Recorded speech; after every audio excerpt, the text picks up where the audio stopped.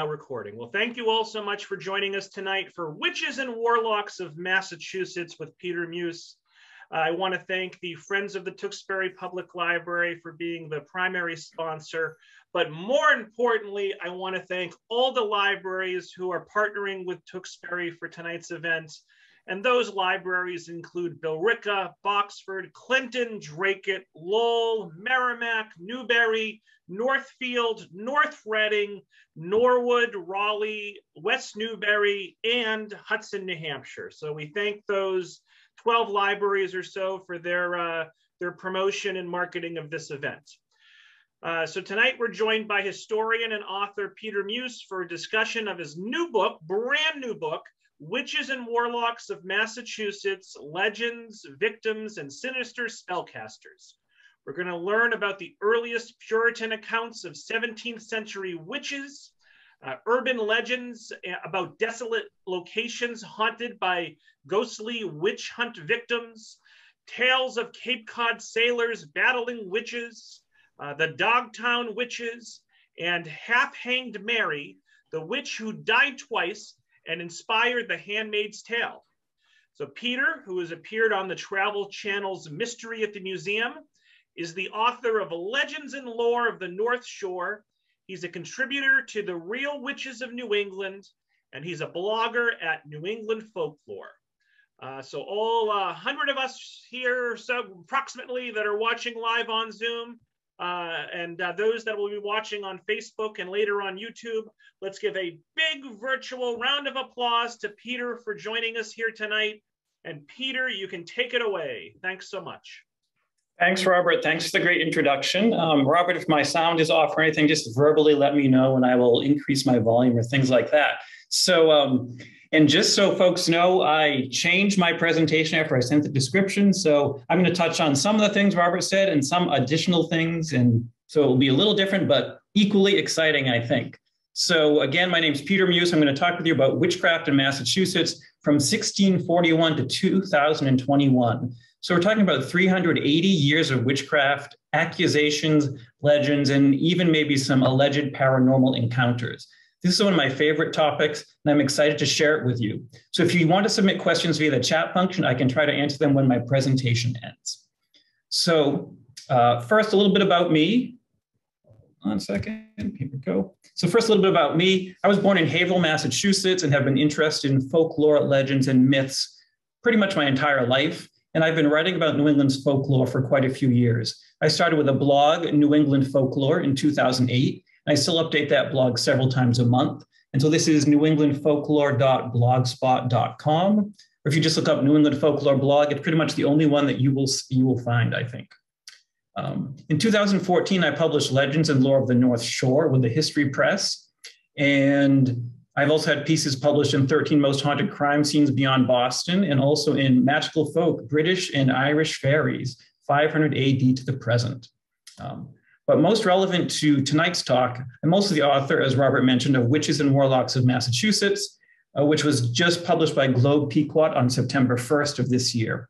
And so the book is a collection of historical witchcraft trial accounts, local legends and folklore, and again, even some contemporary paranormal encounters that people have reported. There are more than 70 different stories in the book from many cities and towns across the Commonwealth, plus several sections just about the Salem witch trials. I've presented for the Tewksbury Library before, but tonight's talk will contain new material I haven't presented for Tewksbury in the past. So I'm going to cover three different historical eras tonight. First, we're going to talk about the Puritan Era. There were 50 years of witchcraft accusations and trials in Massachusetts in the 1600s, ending with the 1692 Salem witch trials. So this is the era when witchcraft was a crime and very serious business. We'll also talk about the 18th and 19th century. And in this time frame, there were no longer any witchcraft trials. And although belief was fading, some people still believed in witches. And you find a lot of really interesting legends and stories from this time period, I think. And finally, we'll talk about the modern era. And there are still legends being told about witches in Massachusetts today, but people often talk about them as paranormal encounters or ghost stories. They're often tied to certain spooky locations that people want to go visit. So what is a witch? There are a lot of different definitions to that word. You'll hear a lot of definitions for the word witch, and people use it in a lot of different ways. For the purpose of tonight's talk, I'm using sort of an older classical definition of a witch is someone who causes harm through magical means. And I want to be clear that I'm not talking about Wiccans or other people who practice magic or witchcraft today. I think a lot of people these days will practice witchcraft or Wicca as a religious tradition or a spiritual path.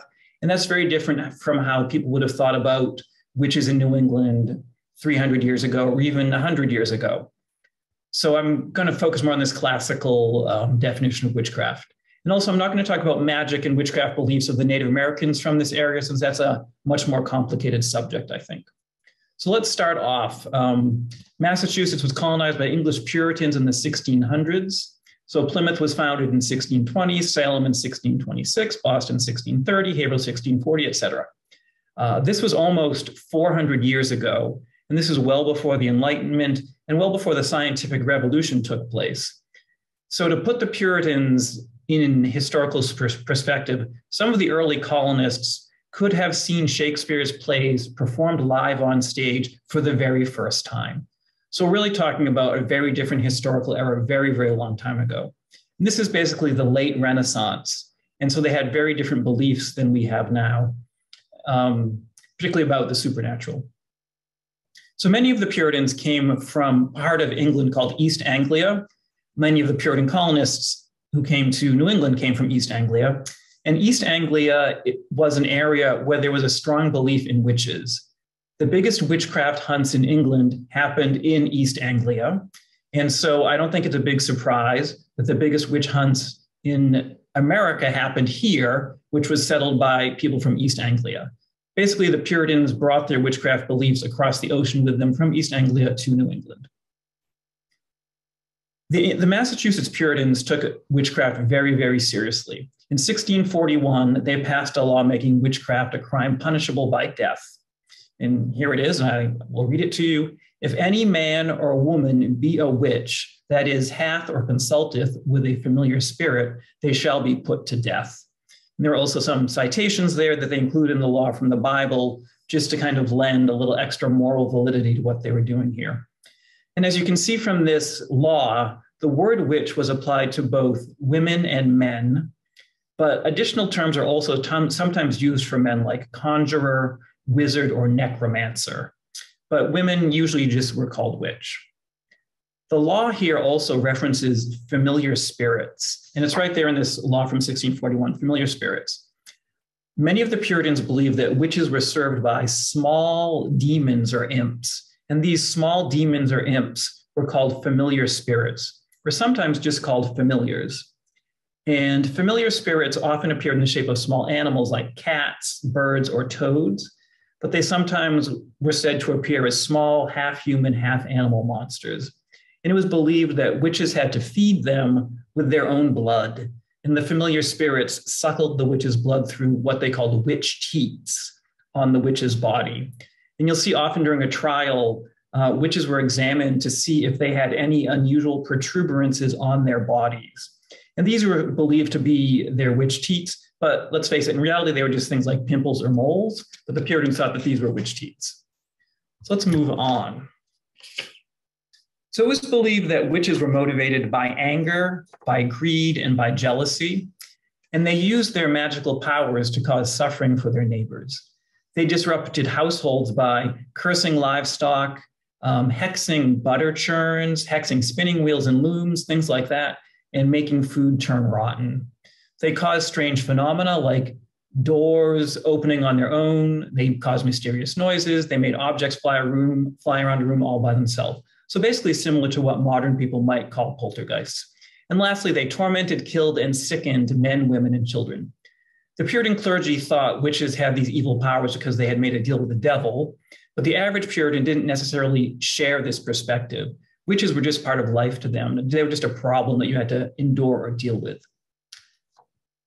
In 1641, that law was passed. And then in 1644, Governor John Winthrop wrote in his diary about an alleged necromancer who had died in Boston Harbor.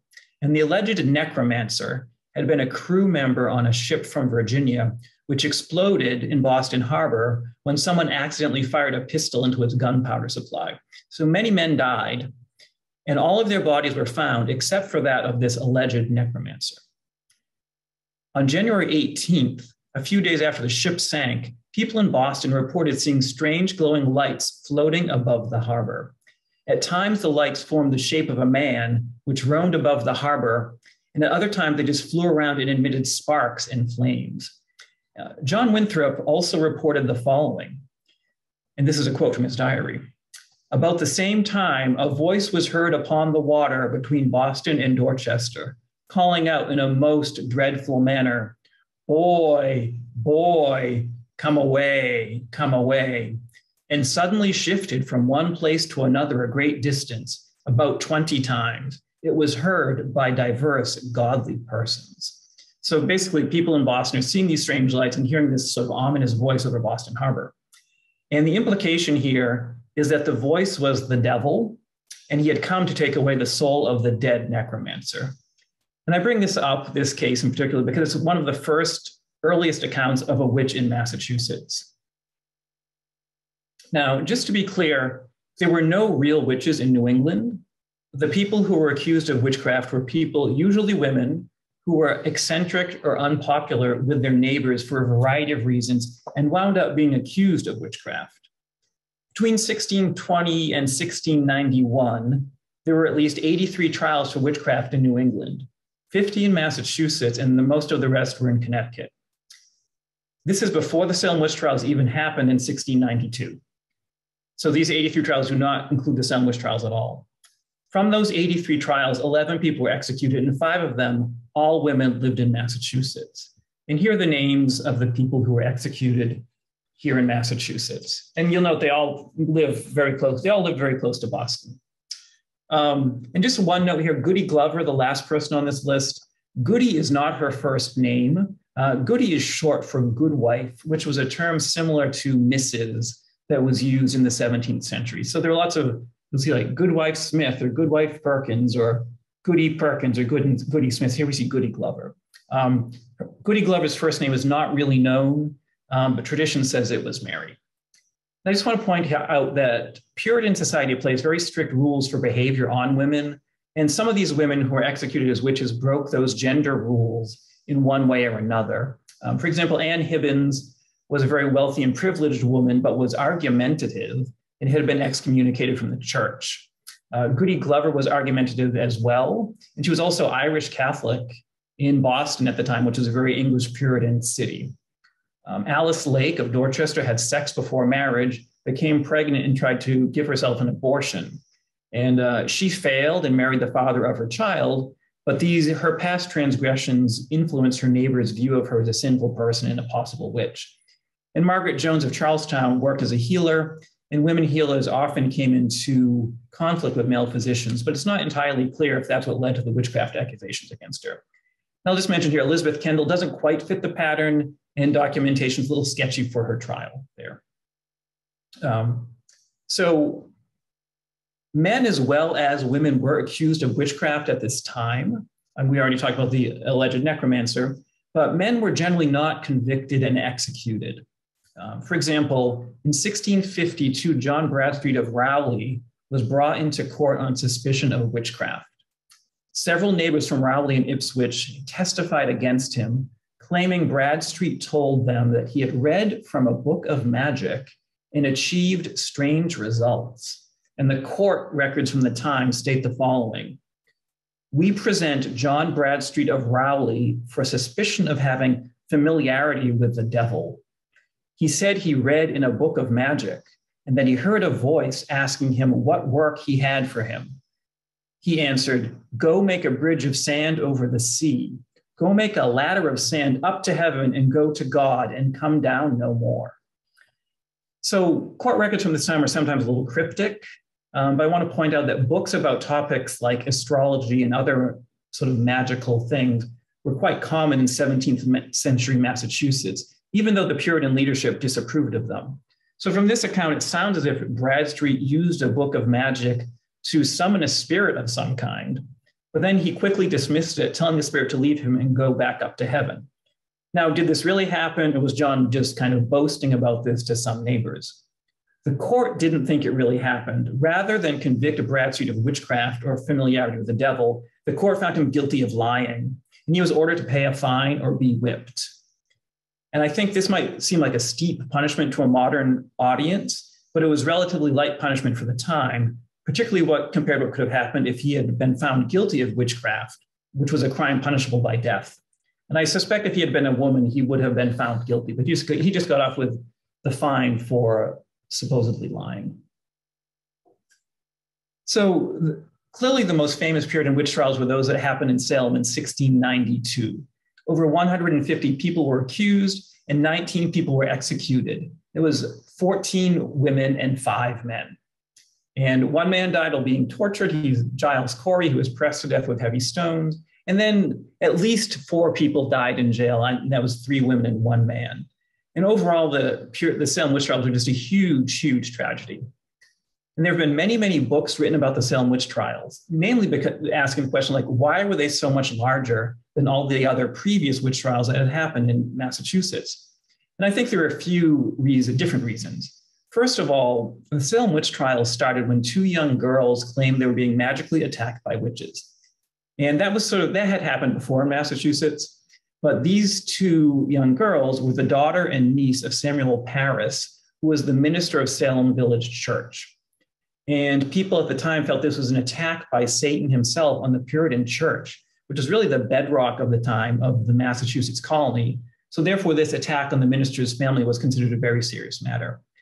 And also at this time in 1692, the Puritan colonists were under a lot of pressure. The colony had suffered many attacks from Native American tribes, and hundreds of English settlers in Maine had been massacred, villages had been burned, things like this. And so the people in Massachusetts and in Salem were very much aware of these forces kind of coming in to attack the colony. And so people were very anxious and looking for like an outlet for all this anxiety and anger they were feeling.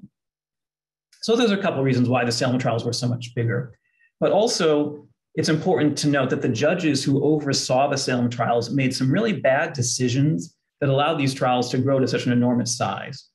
For example, according to British law, a plaintiff, that is the person making an accusation, normally had to pay a monetary fee when accusing an individual of a capital crime like witchcraft.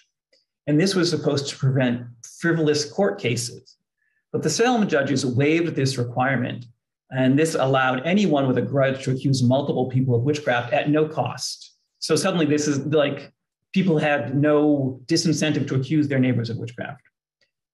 The judges also allowed spectral evidence to be considered during the trials.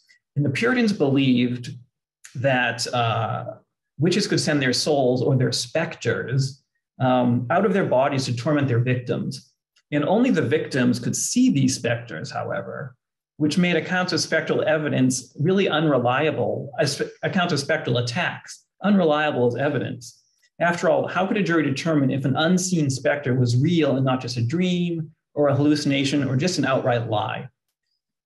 But the Salem judges ignored legal precedent and declared that spectral evidence would count as real evidence, even in the absence of any other physical proof of witchcraft. So this effectively meant that an accuser's account of spectral attack, no matter how absurd, had to be considered as evidence sufficient to convict someone. And finally, the judges did not execute anyone who pled guilty. They believed a vast conspiracy of witches was plotting to destroy Massachusetts, and they were determined to find all of the witches. And in order to do this, they needed accused witches to provide the names of their fellow witches to the court. So the judges had this enormous incentive to get people to cooperate. The judges spared the lives of anyone who pled guilty and named other alleged witches. So this had 2 consequences. First, only the people who told the truth, that is, that they were not really witches and they were innocent of witchcraft, only those people were executed. And second, most people arrested as witches knew the judges were sparing anyone who pled guilty and named names. So to save their lives, they would falsely confess they were witches and then name their friends and neighbors as witches as well. And so this led to this ever-growing number of alleged witches that filled the jails, this more than 150 people who were accused. So Most historians think the Salem witch hunt was caused by social and psychological factors, like I just talked about. But what if there was a simple biological cause? Wouldn't that be great? And this was the thesis proposed in 1976 by Linda Carporial, who was a biology grad student at UC Santa Barbara. And Carporial suggested that ergot, which is a fungus found on grain, might be responsible for the witch trials. So just to explain this a little bit, the English colonists in Massachusetts grew large amounts of rye, which is a grain similar to wheat, but grows well in New England. And during warm, wet weather, ergot grows on rye. And ergot contains a compound similar to the hallucinogen LSD. People who consume rye infected with ergot can suffer from hallucinations, auditory disturbances, convulsions, strange skin sensations, vomiting, even psychosis. So these symptoms sound like the symptoms suffered by some of the afflicted girls in Salem. And Carporial argues that a wet spring and summer in 1691 could have infected the grain in Salem with ergot. And so she suggests the spectral visions and strange fits the afflicted girls experienced were caused by the fungus. And when I say afflicted girls, it was more than just those two young girls. It was a crowd of like 60 or 70 people who claimed they were afflicted by witchcraft. And the majority of them were sort of teenaged girls or women, but they're also older women. There were men. I think the oldest was like an 80-year-old grandfather who claimed he was afflicted by witches. So Carporial's theory received a lot of publicity when it was published. It was even on the front page of the New York Times. But a critique was published a couple of years later by Nicholas Spanos and Jack Gottlieb, who were two psychologists from Carleton University. And they argued there really wasn't that much strong evidence connecting ergotism with some witchcrafts.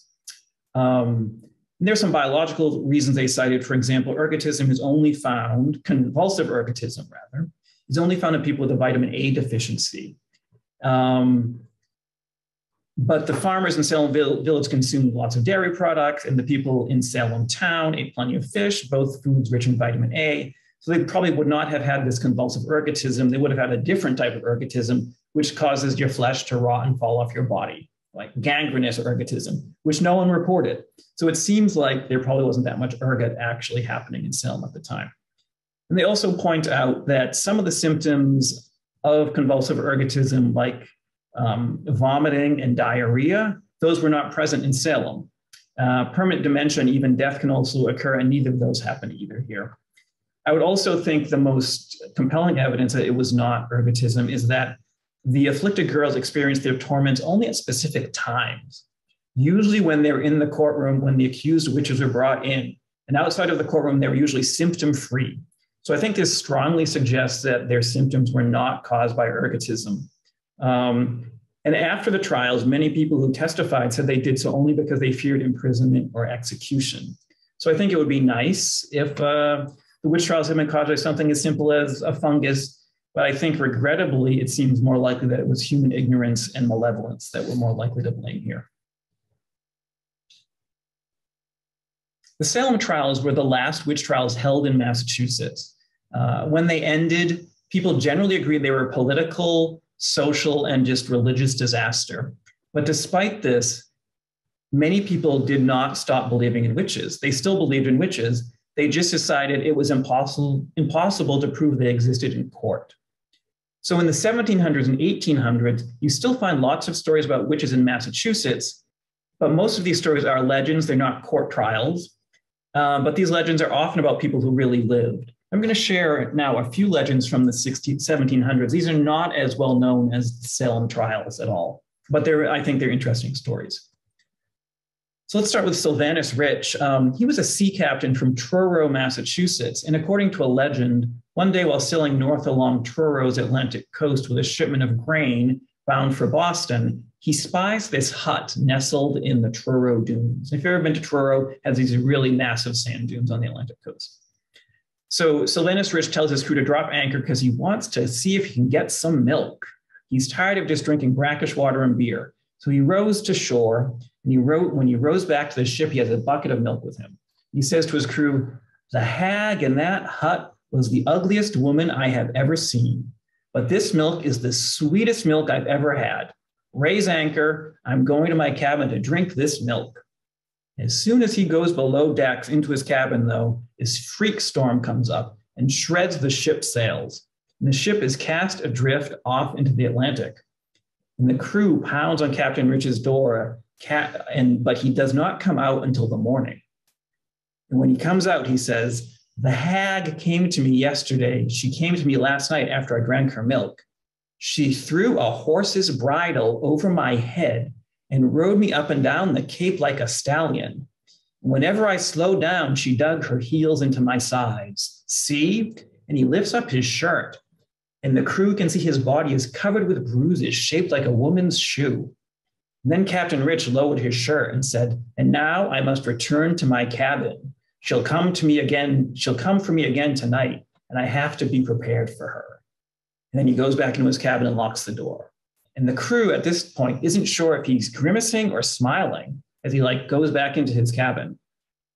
So this goes on for days. The ship is adrift in the open seas because the sails have been destroyed. And each night the witch comes and rides the captain. And maybe Captain Rich likes it. Until finally another ship comes by. And by a great coincidence, it is Captain Rich's son in command of this other ship.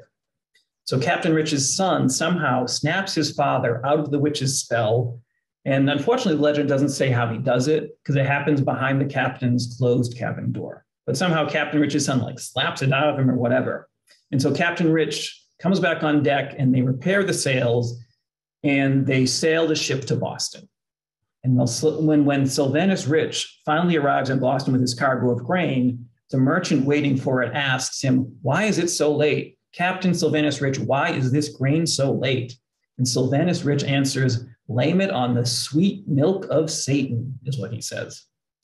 So that's a good legend. And interestingly, there is a grave in Truro Old North Cemetery for a man named Sylvanas Rich. That's a photo of his grave right there. I took it this summer.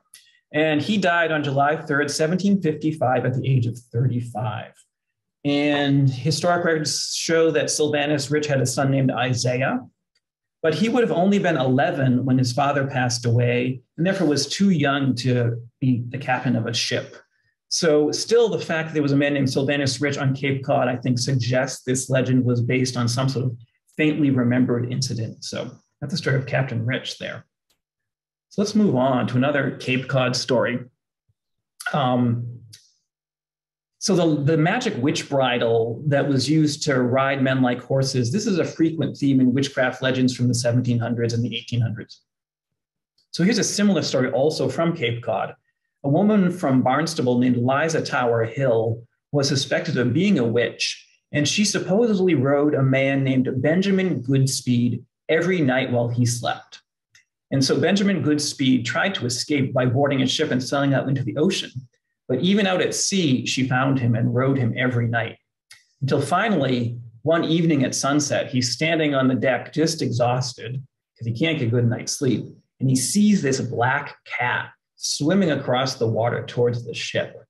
And he realizes that this cat is Liza Tower Hill, and she's coming to ride him again. So he loads some pages from the Bible into his rifle and shoots the cat with these pages from the Bible. And the cat sinks below the waves with this horrible howl. It's like, "Ah!" Goes under the waves. And then in her cabin, log cabin in Barnstable, Liza Tower Hill dies hundreds of miles away. Right? She's in Barnstable, but she still dies hundreds of miles away. And it's interesting here that Liza Tower Hill was a real person. She died in 1790, presumably just from natural causes, not from being shot with Bible pages. She was never put on trial for witchcraft, but there were many, many legends about her being a witch, a lot of legends about Liza Tower Hill being a witch. And even after her death, people in Barnstable said that her ghost lurked in the woods near her ruined cabin, luring men to the devil with her seductive beauty. And she would try to get men to dance with her and sign their name in the devil's book and things like this. So that's Liza Tower Hill from Barnstable. Let's talk now about the Norton witches. In the 1700s, several women in the town of Norton were suspected of being witches. The most famous of these was a woman named Anne Cobb, who was suspected of being a witch by her neighbors. And the reasons for this suspicion are mostly forgotten, except for the following. One day, Anne went into town to purchase some items, and she lived about 2 miles from the town center, but arrived in town center only minutes after leaving her house. And people suspected she had used supernatural means to travel those 2 miles so quickly. They were thinking maybe she flew or was transported there by some sort of evil spirit. And so the historical sources don't really specify exactly what people thought, but the event was so memorable that the town named a bridge after her. And the bridge still exists today, and it's known as Anne Cobb Bridge or Witch Bridge. It's interesting to note here that Anne Cobb was quite poor. She lived in poverty and was supported financially by the town in her old age. And so she died in 1798. Dora Leonard was another woman suspected of witchcraft. And Dora supposedly caused various forms of mischief around town, like magically setting farm animals loose so they could wander free. And 2 boys also said she once caused them to miss a squirrel they were shooting at. And despite having a shot at this large squirrel, the boys missed it repeatedly with their rifle. And then as they walked home frustrated, they noticed a large cat watching them pass by. And they believed the cat was really Dora, and that she had used witchcraft to make them miss the squirrel. And much like Anne Cobb, Dora Leonard was poor and had to be supported by the town in her old age. And as she lay dying in 1786, her house was supposedly filled with strange and terrible noises that frightened people away who were trying to attend to her death. That sort of traditional witchcraft legend stuff, those strange noises attending a witch's death. And finally, the third alleged witch in this town was Naomi Burke, and wagons would lose their wheels when they passed by her house, and oxen would escape their yokes. And children supposedly held their breath in fear as they ran past her home, lest she would bewitch them, right? They were super afraid of Naomi Burke. And sadly, though, Naomi Burke committed suicide on July 4th, 1808, which I think is sort of a harsh reminder that these old stories about witchcraft are very entertaining, I think, and they're a little spooky. But I think it was really hard to be the person they were about, right? If you were the suspected witch in town, the alleged witch in town, your life was not a good life. And I think you can also see a pattern here of older, marginalized women being suspected of witchcraft, even in an era when there were no witch trials. So surprisingly, there was almost another witch craze in Salem more than 100 years after the 1692 witch hunt. In 1811, a young woman moved from the Boston slums to Northeast Street in Salem, and this is near Windmill Point in Salem. And the records only give her last name, which was Bancroft, so I'm calling her Miss Bancroft here. So after she moved to Salem, Miss Bancroft began to suffer nightly convulsions, similar to those suffered by the afflicted girls in the 1690s.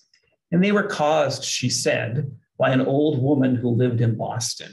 And clearly, she said, the old woman was a witch. And Miss Bancroft would fall into a trance-like state during which she delivered prophecies as well. And some people in Salem began to think that Miss Bancroft might be a witch herself. Now, during her fits, her afflictions, Miss Bancroft was attended by a small group of people, including 2 ministers. And one of the ministers said he could see the spirit of the Boston witch hovering around Miss Bancroft's bed to torment her.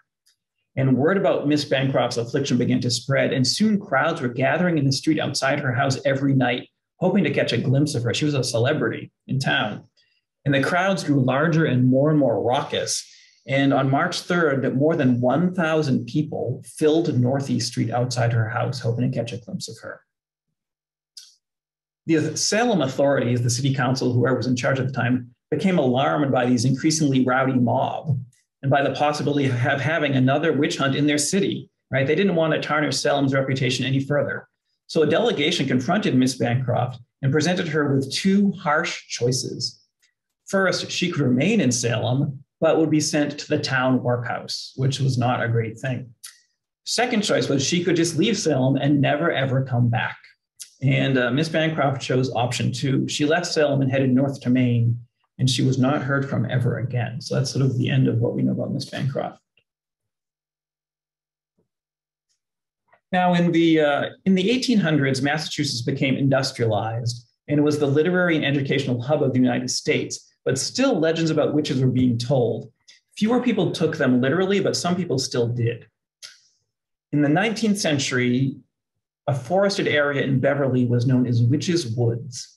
And according to local tradition, it got that name when a man named Giles Cory hid there from constables before he was arrested during the Salem witch trials. And I mentioned a man who was crushed to death with stones during the Salem trials. That was Giles Cory.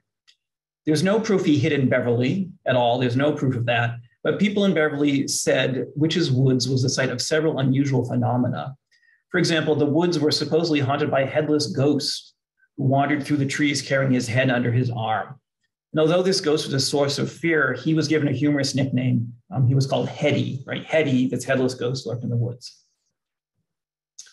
Now, a young woman from a wealthy Salem family named Carolyn King Howard vacationed with her parents in Beverly in the 1840s.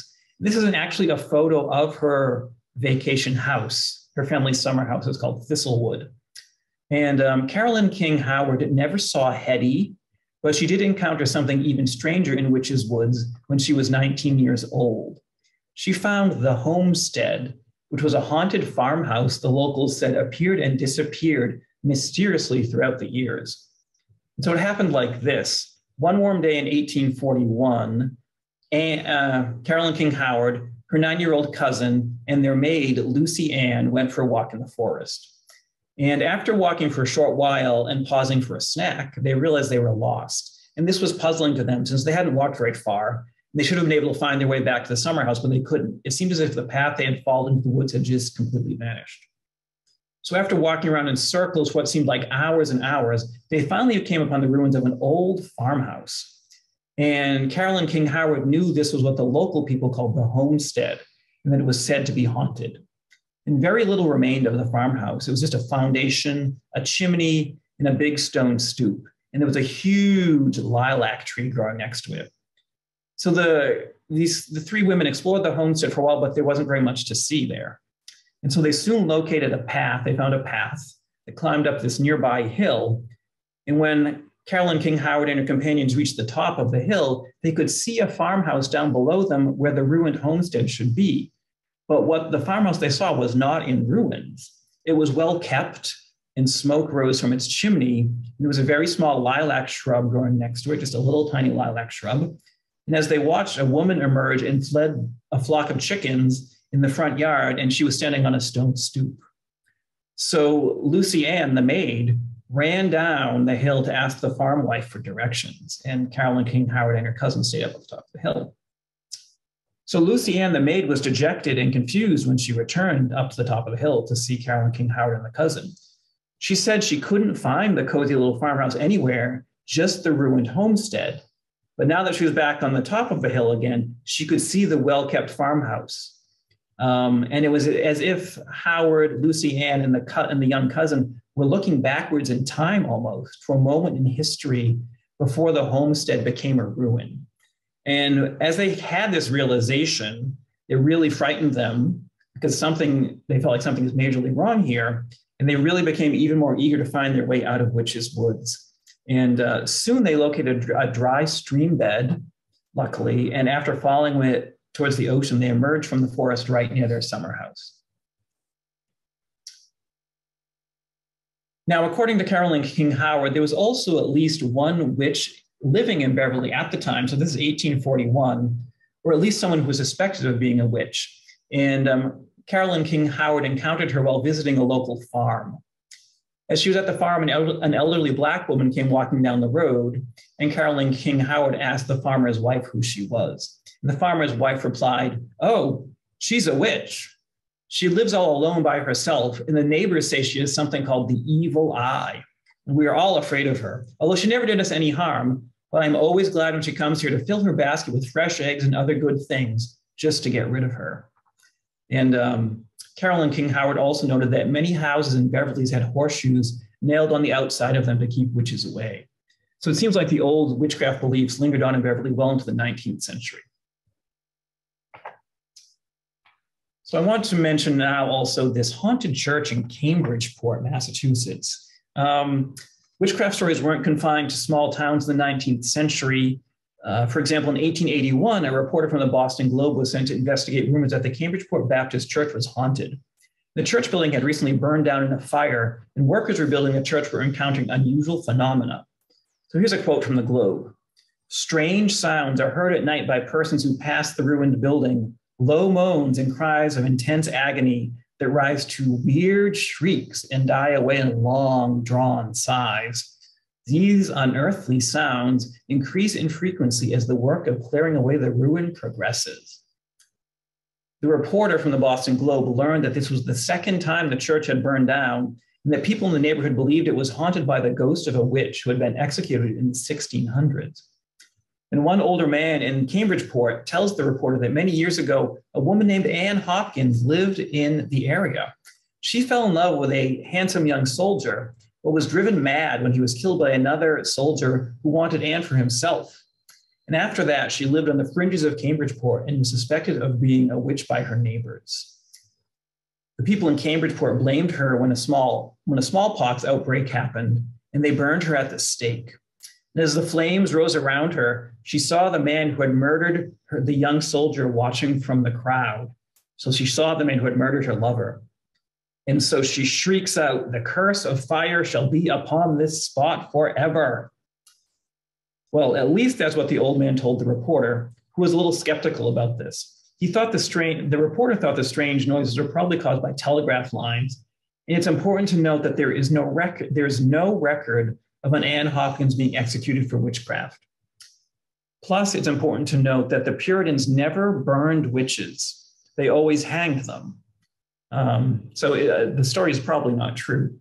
The Cambridgeport Baptist Church is still standing today, and as far as I know, it's no longer haunted. So let's keep moving on. Moving to the 20th century now.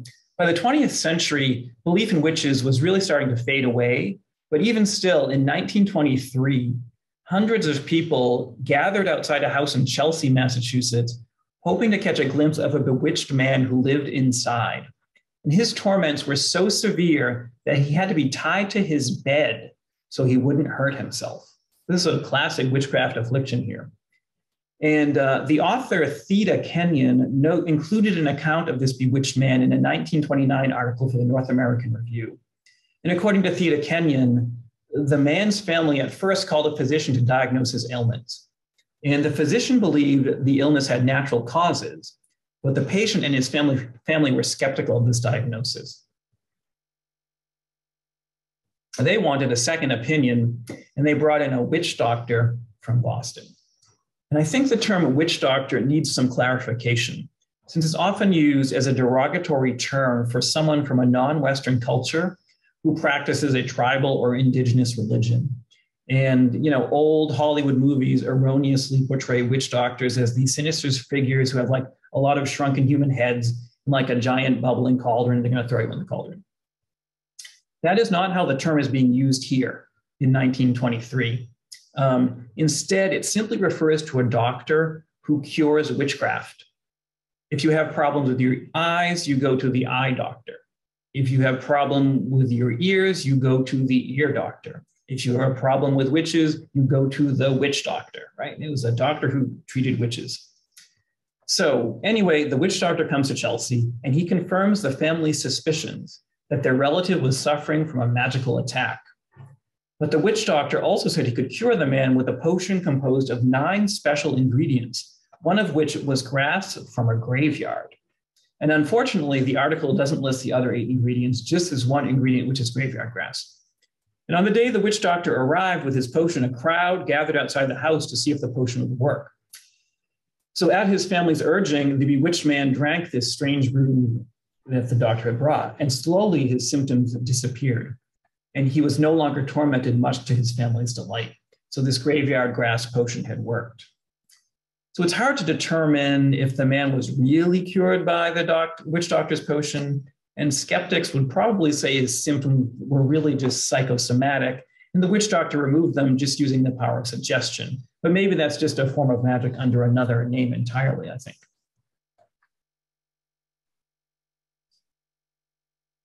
So legends about witches in Massachusetts are still being told even today, but they're often about certain spooky locations that people visit, hoping or fearing some kind of paranormal experience, right? You go to like a haunted graveyard, you want to see the ghost, you spend the night in a haunted hotel or something like that.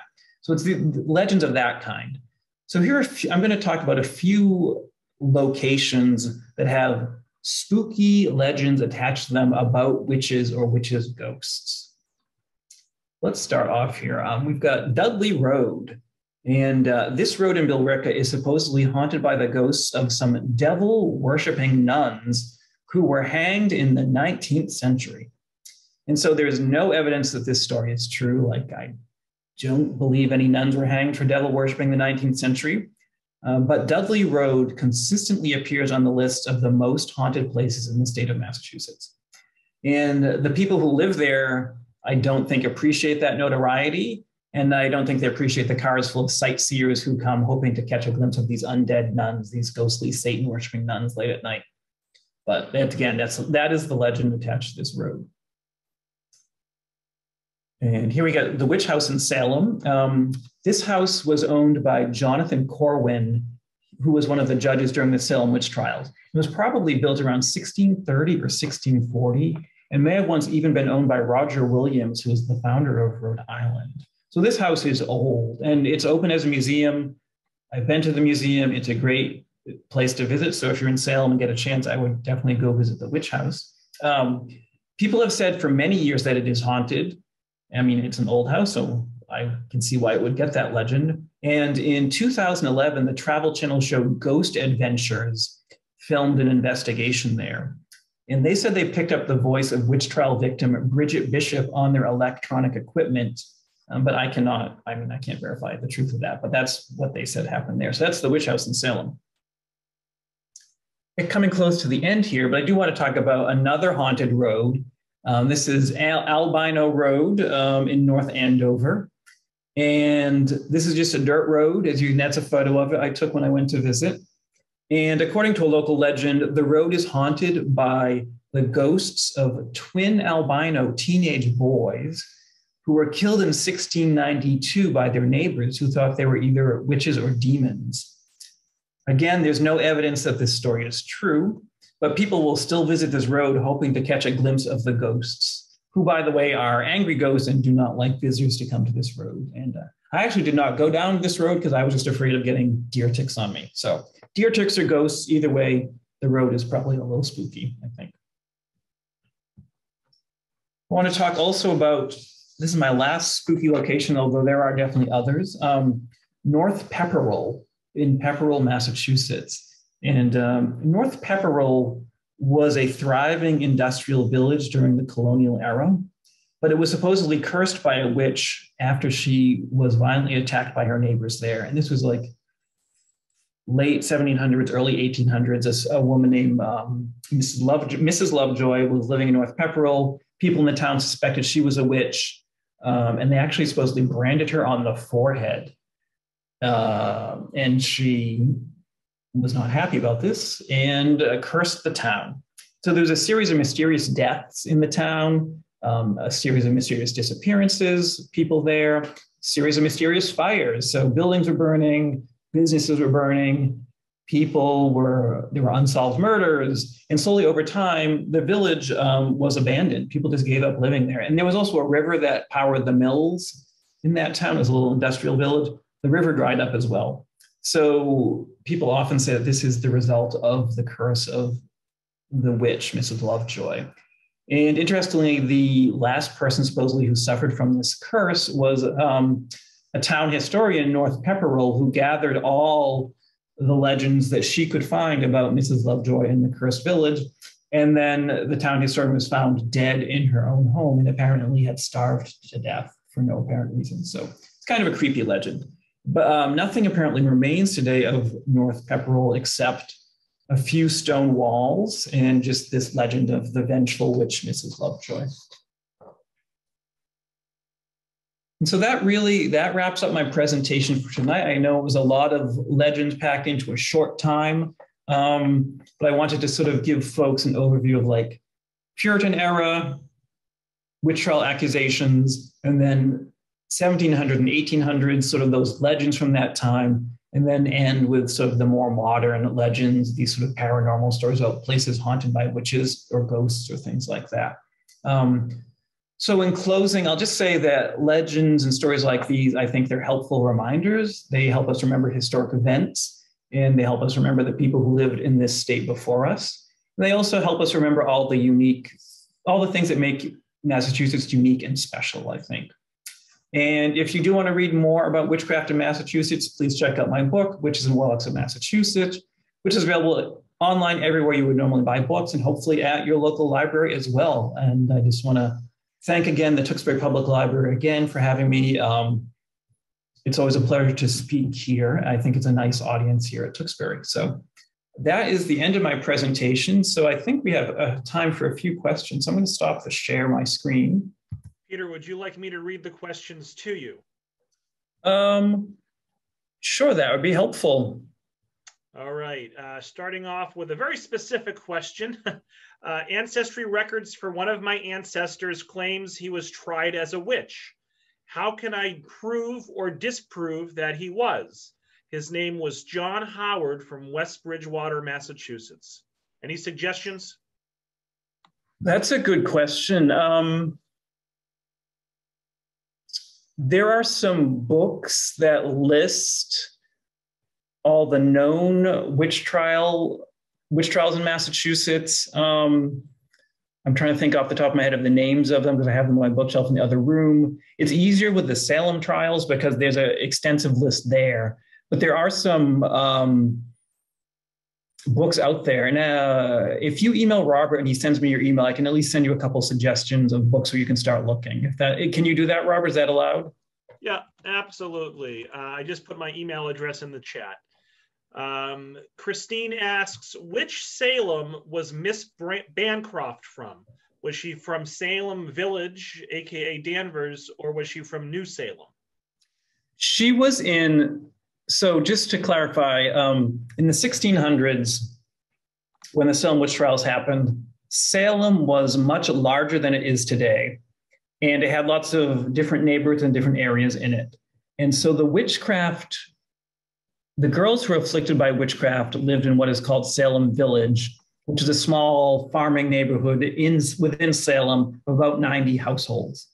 Salem Village is now Danvers. Some of the people who were accused of witchcraft, though, also lived in Salem Town, which was the part of Salem by the coast, by the harbor. And that is what is now considered Salem today, is that sort of Salem Town. And so, people were imprisoned in Salem, people were executed in Salem. So really the Salem trials happened in Salem Village and Salem Town and other places as well. So all across the board. I think, but Miss Bancroft lived in Salem proper, in Salem Town. So in what is now modern Salem by the coast, that's where she lived. Jane asks, what made the witchcraft accusations and trials finally end? That's a good question.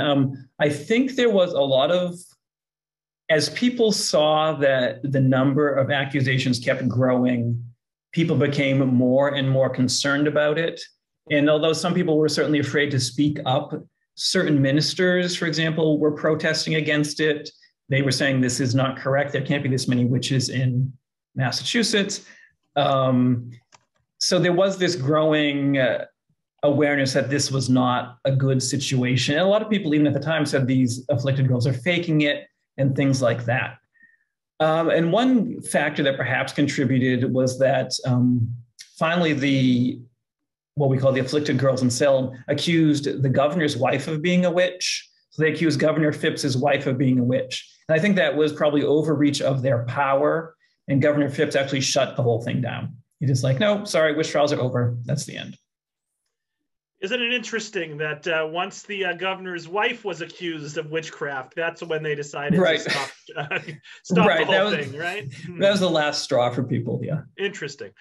David from Seattle asks, is there a particular story you find personally to be the most upsetting? That's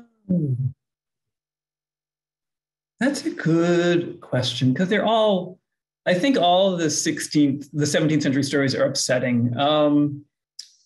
So I can't really choose a particular one. I guess, the story about Giles Cory is a grim one, which I think some people know it, but he was a elderly farmer in Salem, and he was not I'll just say he was not a good person. Like, he had beaten one of his servants to death a few years before the Salem witch trials, but had not been convicted of that murder. He got off with just paying a fine. So that was probably one of the reasons he was accused of being a witch. But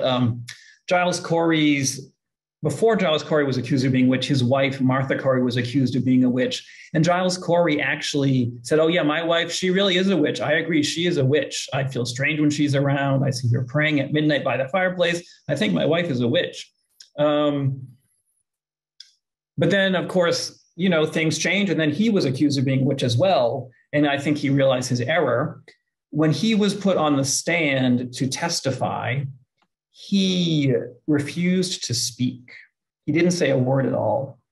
He didn't say anything. And so that was his legal strategy. He was not going to speak at all and try to avoid being found guilty of witchcraft.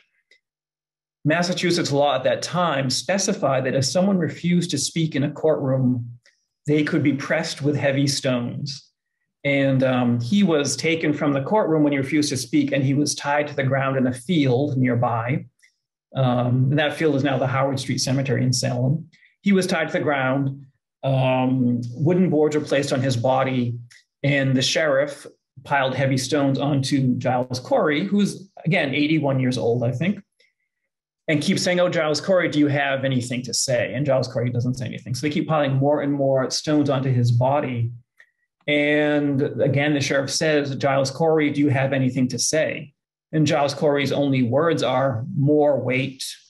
And so the sheriffs and his men pile more stones on top of Giles Cory, and he's crushed to death by these heavy stones.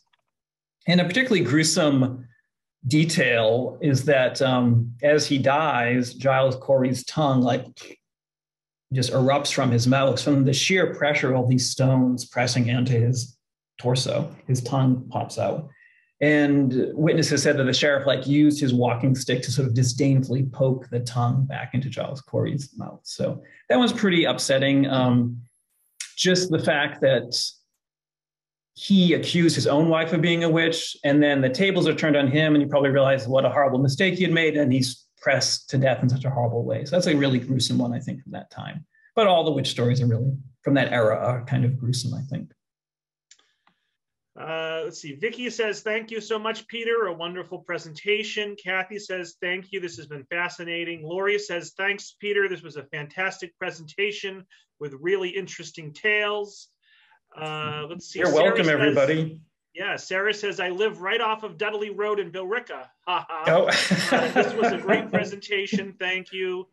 Cheryl says, this was a great talk. Thank you. So I'm building up your ego here, Peter. Okay. We'll take a few more questions. Jennifer asks, do you have a favorite story that did not make it into your book? Oh, there's something I learned late, and I'm going to get the name wrong, so don't quote me on the name, because I did not put it in the book, so it's not sticking in my head well. But there was a woman in Boston in the late 1700s, early 1800s. She was a Black woman who ran a boarding house, and she also, I think, was a caterer. And she was also a fortune teller. And I want to say her name is Chloe Peterson. I could have the name wrong. But she or a publisher in Boston put out a book under her name called The Dream Book, the fortune telling book of Chloe Peterson. And it has various dream interpretations, spells you can use to get a man or a woman to fall in love with you, and things like this. And on the front page of the book, they call her the Old Witch of Boston, or the Black Seer. Seer meaning someone who has, psychic vision. And also in that book that was published in this late 1700s, early to 1800s, there is her biography where she tells how she was captured by slavers in Africa and taken to Virginia and enslaved in Virginia. And she supposedly earned her freedom using her fortune-telling abilities. And she found a buried treasure for somebody that was hidden inside the wall of a plantation house. and so earned her freedom that way and made her way north. So it's a really interesting story, but unfortunately I didn't learn about it until after I had written the book. So if I ever do a revision, I'm including that one because it's a really interesting story there. So, but it's interesting also that she was publicly being called a witch, and it was a good thing and a way for her to do business basically as a fortune teller. Stan says, thank you. Judith says, thank you. Well done. Lots of info. Erica says, thank you. I just bought your book today. Great. Loved having your presentation alongside it. Dorit says, thank you, Peter, for a great presentation. Rachel says, thank you for the discussion. It was wonderful. Heidi says, thank you. I agree. This was very interesting. And Heidi notes that she's a descendant of Sarah Averill Wild. Great. Let's see here. Dan says, reading your new book now, so perfect timing for this presentation. Thank you. Let's get back to a couple more questions before we wrap up. Let's see. Linda wants to know, where do you go in Salem to get information about the trials? Oh, there are so many books. There are so many books about the Salem witch trials. And that's the challenge, right? Because there are so many of them. My favorite one is by a woman named Marilyn Roach. It's called like Salem Witch Trials, a Community Under Siege, a day-by-day record or something. And it's like 800 pages long. And it literally is a day-by-day record of the Salem trials. And you like, she goes into detail, like what did this reverend eat on like April 13th, 1691, things like that.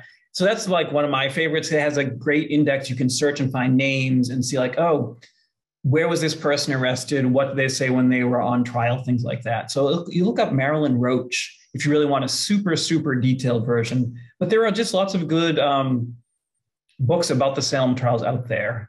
And I would just poke around. Again, you can ask your librarian. You can probably find some good ones there. And in Salem itself, I feel like I go there more for fun, I think, right? And like I'll go to the Witch House, which is one of the few buildings still standing that has a direct connection to it. You can also go to Proctor's Ledge, which was where they were actually executed. Only recently have historians figured out that that was the exact site. Like people knew roughly where it was, where people were executed, but only recently have they decided it was a place called Proctor's Ledge. And it's really just like a stony outcropping behind, I think, a Walgreens. But they've made that into a memorial. And they figured that out from reading people's diaries of the time. Now, somebody said, oh, I saw the cart go by my house carrying the people to be executed at this place. And they figured out where the house was with the person who wrote the diary. And from there, they could say, oh, it was this stony outcropping. So it's kind of amazing that you can go visit that. Alex says there's a really cool museum dedicated to the witch trials up in Salem. That's true. The Salem Witch Museum is fun. That's a good one. I'm going to condense this question, but essentially Rachel wants to know if there's any laws currently on the book against witchcraft in Massachusetts. No, all those laws were waived. Those laws were removed. There may be some laws against. Often there are laws against fraudulent fortune telling. So I don't know if there are laws against fraudulent fortune telling in Massachusetts, but some states do have those laws just to prevent people from being taken advantage of, I think, by fraudulent fortune tellers. But I mean, if you go to Salem, there are plenty of legitimate fortune tellers there, you know. Quick answer. Donna says she grew up in Beverly. Where was the summer house located, or what would be its current location?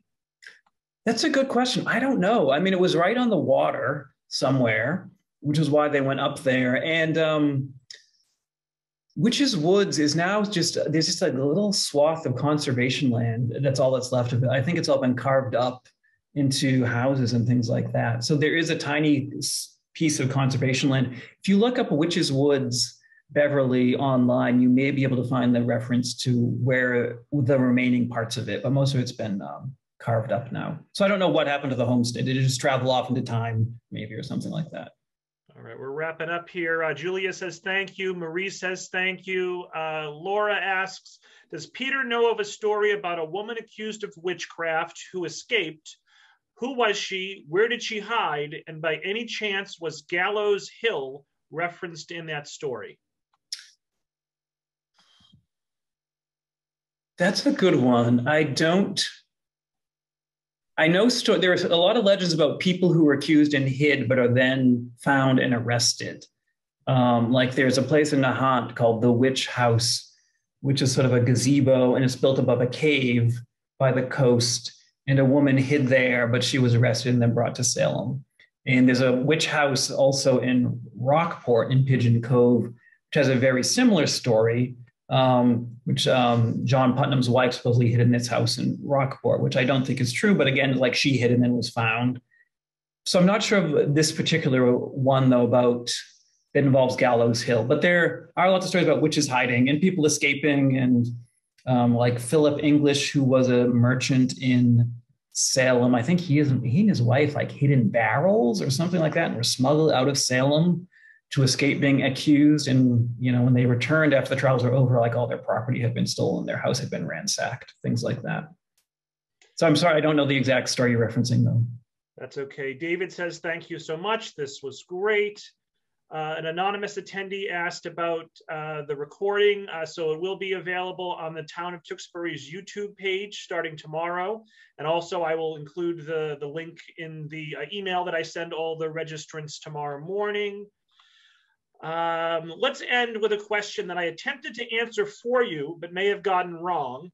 Sandy asked, what's a necromancer? I think you mentioned it at the very beginning of your presentation. I always thought that that was a wizard or a magician or something, but Vicky says that it's specifically someone who conjures and communicates with the dead. What is your definition of a necromancer, Peter? The way that necromancer was used here means basically evil magician. So I think people use necromancer now as seeing necro as meaning the dead, right? So a necromancer is someone who works with dead spirits or raises the dead. I don't know if that's the exact way it was used here, but necro may have also been derived from Latin terms meaning dark or blackness. And so they're talking about sort of a dark magician or an evil magician, right? Those kind of unfortunate terms that are used sometimes for, yeah. I'm like, we don't use terms like that now, but I think that's how it might have been used then. So it's probably meant as an evil magician here. All right, since she's still on the line, I'm going to ask Brenda's question. She'll wrap us up. How does The Crucible by Arthur Miller fit into this witch lore? Well, that's a good question. Arthur Miller's Crucible was one of the things that helped keep Salem a tourist town, right? Salem has been a tourist town since the 1851. Nathaniel Hawthorne published House of Seven Gables, which is about witchcraft in Salem. It was a huge, huge hit in America. And it put Salem on the map as a tourist location for people coming to look at witchcraft places. So people would come to look at the House of Seven Gables. They try to find Gallows Hill. So Hawthorne's book made Salem like a tourist spot for people interested in witchcraft. Other books helped keep that alive. There was like Marion Starkey's book, The Devil in Massachusetts, in the 1940s. But then once The Crucible came along, that was like super popular in the 50s. And again, helped like make Salem, which brought the Salem witch trials to people's minds again. It's not historically accurate. In the play, John Putnam is having an affair with, I want to say Abigail Williams is the woman he's having an affair with, an extramarital affair. Abigail Williams was really just an 11-year-old girl. No proof John Putnam had an affair with her at all. And also in The Crucible, Tituba, who was an enslaved person in Samuel Parris's house, is sort of shown like teaching the girls magic, right? She's shown teaching the girls magic. And that was not the situation either. She didn't teach the girls any magic at all. In the one case we have a recording of Tituba doing sort of some folk magic, was English folk magic, and she did it because she was instructed to by a Puritan woman. So like The Crucible really puts a lot of the blame on it for things on Tituba, and says, oh, Tituba caused this. She kind of freaked the girls out with the teaching them magic. That didn't happen at all. But it makes a good play, but it didn't really happen at all. So I hope that helps answer the question a little bit about The Crucible. So Peter, we've literally asked answered every question. We've responded to every comment. Kathy says, thank you. I have not heard many of these legends before, and I enjoyed the talk very much. Welcome. Oh, I guess we missed something from Julia. I'm sorry, Julia, but we are going to wrap it here. Peter, do you have any last words before we end the call? No, I will just say thank you. This was a lot of fun. It's always a pleasure to speak for the Tewksbury Library, and it was fun answering all these questions. Yeah, great. Well, thank you so much, Peter. We hosted a friend of yours, Sam Beltruis, a couple of weeks ago. Oh, yeah, Sam is great. Yeah, absolutely. And you are, I believe, the 6th speaker in our paranormal series this October. Tomorrow night we have Tim Weisberg. Oh, great too. About the history of the Bridgewater Triangle. And then this coming Saturday at 10 o'clock, in the morning, we have Jeremy DeTremont speaking about haunted lighthouses of New England. Oh, great. Encourage folks to sign up for those as well, and look to additional talks next week and the following week. So I hope everyone had a great time. Check your emails tomorrow with a link to a feedback survey, a link to the recording, and more information about the upcoming paranormal programs. Thank you so much, Peter. Great job as usual, and we'll see you for your next book. Thank you. All right. Have a good night, everyone. Bye-bye.